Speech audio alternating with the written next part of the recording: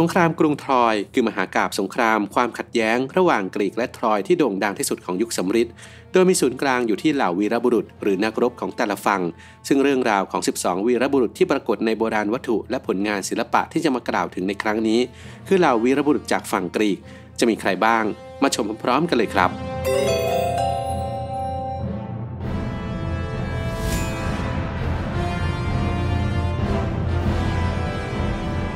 งานรายได้ดีได้เที่ยวฟรีรอบโลกทำงาน3ปีมีเงินเก็บเป็นล้านอยากเรียนเพื่อทำงาน F&B Service กับโรงแรมหรือเรือสำราญคิดถึงเรามารุโชติเพียงคุณมุ่งมั่นเราพร้อมผลักดันฝันให้ไกลไปให้ถึง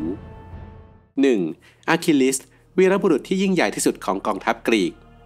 ความเก่งกาจของวีรบุรุษผู้นี้ได้รับการฝึกฝนมาจากเซนทอร์คนครึ่งม้าที่มีนามว่าไครอนทั้งยังมีร่างกายที่เป็นอมตะเนื่องจากเคยได้รับคำทำนายว่าจะตายตั้งแต่ยังเด็กและได้รับเกียรติยศเพื่อหลีกเลี่ยงไม่ให้เกิดเหตุการณ์นั้นเทติสผู้เป็นมารดาจึงจุ่มเขาลงในแม่น้ำสติกเพื่อให้คงกระพันเหลือเพียงบริเวณส้นเท้าที่จับขาลูกชายไว้กลายเป็นจุดอ่อนเดียวของวีรบุรุษผู้นี้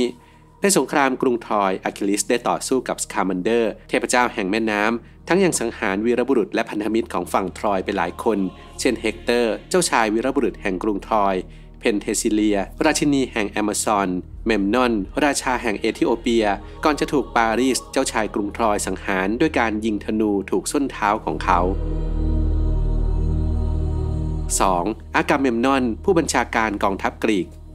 เขาเป็นกษัตริย์แห่งนครไมซินีพระราชาที่มีอำนาจมากที่สุดในกรีซพี่ชายของเมเนเลอัสแห่งสปาร์ตาและผู้บัญชาการกองทัพกรีกในสงครามกรุงทรอยหลังจากปารีสลักพาเฮเลนไปอากาเมมนอนก็รวบรวมกองทหารกรีกตามไปรุกรานกรุงทรอยในปีที่10ของสงครามอากาเมมนอนทะเลาะกับอะคิลลิสเป็นเหตุให้อะคิลลิสถอนตัวออกจากสงครามส่วนเขาก็นำทัพกรีกต่อสู้ต่อไปแม้จะไม่มีวีรบุรุษผู้ยิ่งใหญ่คอยช่วยเหลือจึงนับเป็นหนึ่งในนักรบกรีกที่ยิ่งใหญ่ที่สุดในสงครามครั้งนี้สามารถสังหารศัตรูได้เกือบเทียบเท่าอะคิลลิสภายหลังการล่มสลายของกรุงทรอยอากาเมมนอนได้รับรางวัลเป็นเจ้าหญิงกาซันดราแห่งทรอยก่อนทั้งคู่จะถูกสังหารโดยมเหสีของอากาเมมนอนกับชูรักของเธอระหว่างเดินทางกลับ 3. เมเนเลอัสราชาของชาวสปาร์ตันชายผู้เป็นสามีของเฮเลนน้องชายของอากาเมมนอนและกษัตริย์แห่งสปาร์ตาตามตำนานเขาเป็นหนึ่งในผู้ชายหลายคนที่ต้องการแต่งงานกับเฮเลนผู้งดงามเพื่อหลีกเลี่ยงความขัดแย้งบิดาของเธอจึงให้บรรดาชายหนุ่มสาบานว่าจะปฏิบัติตามคำตัดสินสนับสนุนซึ่งกันและกันและคอยปกป้องสามีของเฮเลนเมื่อเกิดเหตุการณ์ปารีสลักพาเฮเลนไปเมเนเลอัสจึงเรียกร้องให้ทำตามคำสาบานระหว่างทำสงครามเขาเคยท้าสู้ตัวต่อตัวกับปารีสและสามารถเอาชนะได้อย่างง่ายดายแต่ถูกขัดขวางจากเทพีอัฟโรไดต์จึงเพลียงพล้ำถูกแพนดารัสขุนศึกโทรจันผู้เชี่ยวชาญการยิงธนูยิงได้รับบาดเจ็บภายหลังเขาได้สังหารนักรบมีชื่อของฝ่ายโทรจันไปถึง8คนและเป็นหนึ่งในนักรบที่ซ่อนตัวอยู่ในม้าโทรจันหลังจบสงครามเมเนเลอัสก็พาเฮเลนกลับสปาร์ตา 4. โอดิซุสผู้วางกลยุทธ์แห่งชัยชนะของทัพกรีกชายผู้ขึ้นชื่อว่าเป็นราชาจอมเจ้าเล่ห์แห่งเมืองอิทาคามีบทบาทสำคัญในสงครามกรุงทรอยเนื่องจากเป็นผู้ริเริ่มคำสาบานที่ต้องให้ความช่วยเหลือสามีของเฮเลนและทำหน้าที่ให้คำปรึกษากับคอยวางแผนอยู่เบื้องหลังทั้งยังมีทักษะทางการทูตซึ่งนำมาใช้ในครั้งที่ถูกส่งไปเกลี้ยกล่อมอะคิลลิสให้กลับเข้าร่วมกองทัพระหว่างการทำสงครามเขากับไดโอมิดิสปฏิบัติการพิเศษหลายอย่างเพื่อต่อต้านศัตรูเช่นสังหารริซัสพันธมิตรแห่งทรอยขโมยรูปแกะสลักเทพีแพลลัสผลงานของเทพีอาทินาหรือที่เรียกว่าแพลเลเดียมจากวิหารแห่งอาทินาในกรุงทรอยและเป็นผู้จบสงครามอันยาวนานด้วยการคิดกลยุทธ์ม้าไม้โทรจันนำไปสู่การล่มสลายของกรุงทรอย 5. ปาโตกลัสผู้กอบกู้กองทัพกรีกชายที่ถูกเลี้ยงดูและเติบโตมาพร้อมๆกันจึงเปรียบเสมือนพี่ชายผู้ให้คำปรึกษาและสหายร่วมรบของอะคิลลิสเขามีบทบาทสำคัญในตอนที่กองทัพศัตรูไล่ล่ากองทัพกรีกจนมาถึงเรือขณะนั้นอะคิลลิสถอนตัวออกจากสงครามแล้ว ปาโตกลัสจึงขอร้องให้ตนเข้าร่วมสงครามได้อะคิลิสยินยอมพร้อมทั้งให้ยืมกองกำลังและเสื้อเกราะกับอาวุธไปเขาขับไล่กองทัพศัตรูไปที่ประตูเมืองและสังหารซาปิตอนกษัตริย์แห่งลิเซียก่อนจะถูกเฮกเตอร์สังหารด้วยความช่วยเหลือจากเทพอพอลโลทั้งยังแย่งชิงชุดเกราะของอะคิลิสไปด้วยส่วนร่างของเขาเมเนอัสกับอาจักซ์สามารถกู้คืนกลับมาได้ 6. อาจักซ์ผู้ยิ่งใหญ่ผู้พิทักษ์แห่งกองทัพกรีก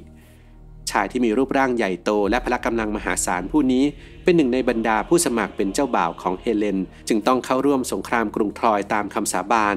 โดยอาจักซ์เป็นผู้ที่แข็งแกร่งที่สุดในกองทัพกรีกทั้งมีวิชาทางการทหารและการรบในระดับสูงเนื่องจากได้รับการสั่งสอนจากไครอนพร้อมกับอะคิลิสอันที่จริงอาจักซ์ไม่เคยได้รับบาดเจ็บเลยแม้กระทั่งครั้งที่ดวลตัวต่อตัวกับเฮกเตอร์นอกจากนี้บทบาทของเขาในสงครามยังมีอีกมากทั้งเป็นผู้ป้องกันเรือและสกัดกั้นศัตรูได้ด้วยตัวคนเดียวเป็นหนึ่งในทูตที่ส่งไปเกลี้ยกล่อมอะคิลิสเป็นผู้กู้ร่างของปาโตกลัสและเป็นผู้กู้ร่างอะคิลิสด้วยความช่วยเหลือของโอดิซุส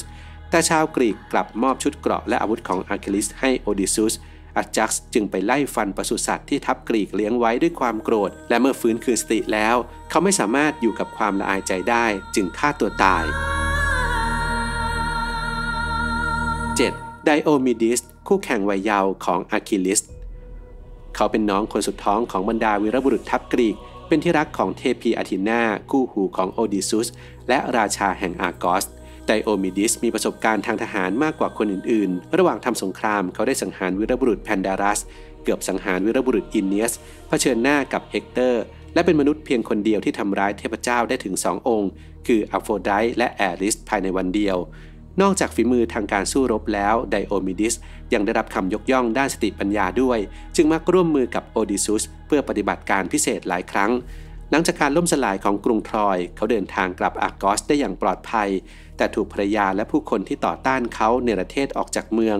ท้ายที่สุดไดโอมิดิสตัดสินใจตั้งรกรากทางตอนใต้ของอิตาลี